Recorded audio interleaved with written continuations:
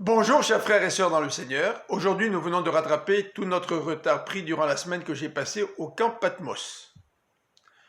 La capsule d'aujourd'hui est celle du vendredi 4 juillet 2025.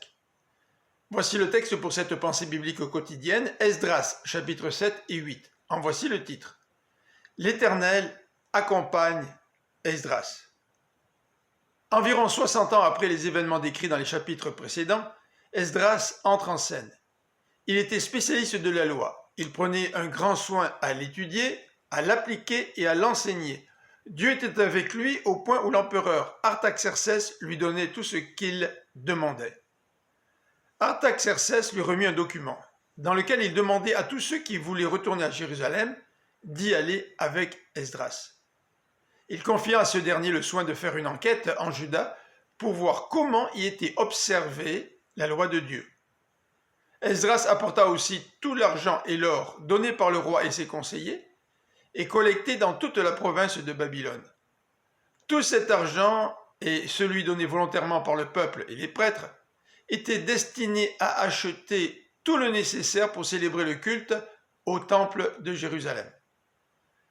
L'empereur s'engagea aussi à ce que la trésorerie royale débourse tout frais supplémentaires.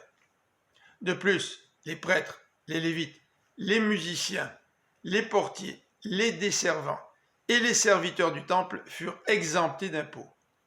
Artaxerxès donna tous ses ordres pour que l'Éternel ne se mette pas en colère contre son empire et ses descendants. Le roi ordonna aussi à Esdras de nommer des juges et des magistrats.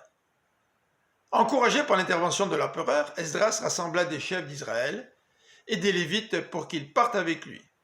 Esdras refusa une escorte proposée par Artaxerxès et tous jeûnèrent pour demander à Dieu sa protection durant le voyage.